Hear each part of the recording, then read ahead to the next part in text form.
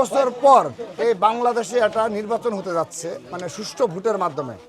এই প্রথম তারেক রহমান সংসদ সদস্য পদপ্রার্থী হয়েছে এবং সেটা হয়েছে বেগম খালেদা জিয়ার রেখে যাওয়া পবিত্র সংসদীয় আসন থেকে। এবং আপনারা দেখবেন জনাব তারেক রহমান আপনাদের নিকট নিরাপদ, বাসযোগ্য ও পরিচ্ছন্ন ঢাকা 17 তার প্রতিশ্রুতি। তিনি সংসদ সদস্য হিসাবে যদি নির্বাচিত হন, তিনি লিখিত এই প্রতিশ্রুতিগুলো দিয়েছেন।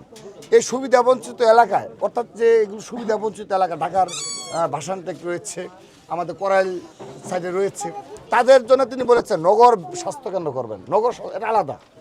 তারপর প্রাথমিক বিদ্যালয়, বিশেষ অগ্নি নির্বাপন ব্যবস্থাপনা, ফ্যামিলি কার্ড নিশ্চিত করেন যে আপনাদের মধ্যে তো ফ্যামিলি কার্ডগুলো যেন আসে। কারণ অনেক অতীতে দেখছেন 20 বছর আওয়ামী লীগ কী পর্যায়ে নিয়ে গেছে। তো এই কারণে যেন সুশাসন এবং সুনিশ্চিতভাবে যেন আসে। তিনি নিজে যদি এমপি হন আল্লাহর রহমতে,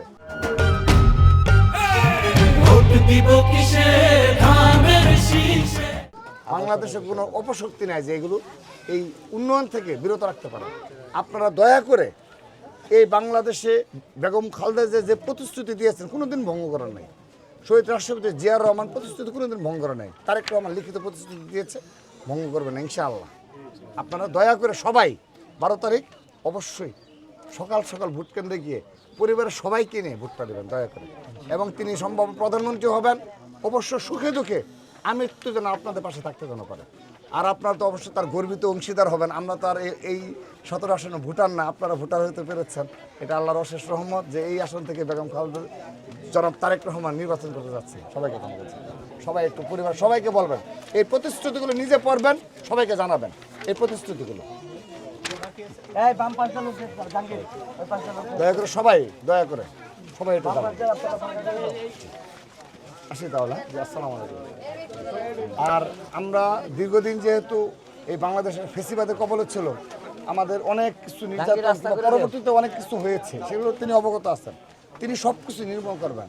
মাদক লিখে দিয়েছেন তিনি, মাদক মুক্ত সমাজ তিনি নিশ্চিত করবেন। তারেক রহমান যে কথা বলেন বেগম খালেদা জিয়া, এই কথার কিন্তু কোনো নড়চড় হয় না। আপনাদের জন্য ফ্যামিলি কার্ড, সবাই তো জানেন ফ্যামিলি কার্ডটা কি জানছেন তো সবাই ইনশাআল্লাহ।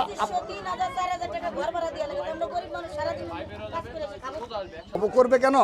কারণ 20 বছর এই দেশে কোনো নির্বাচন হয় না। 20 বছর হয়েছে, 20 বছর কোনো নির্বাচন হয় নাই। এবার প্রথম নির্বাচন হচ্ছে সুষ্ঠু প্রক্রিয়ায়। আপনারা ভোট দানে পাশ করান, ইনশাআল্লাহ তিনি দেশের প্রধানমন্ত্রী হবেন ইনশাআল্লাহ। এবং আপনাদের ভোটের মাধ্যমে তিনি যদি সংসদ সদস্য প্রধানমন্ত্রী হতে পারেন, অবশ্যই আপনি যে কষ্টের কথাগুলো বললেন ইনশাআল্লাহ তিনি লাঘব করবেন ইনশাআল্লাহ। এবং তিনি এগুলো লিখিত প্রতিশ্রুতি, মুখের কথা না, আমি এসে বলে গেলাম আমরা ইনশাআল্লাহ। ধন্যবাদ।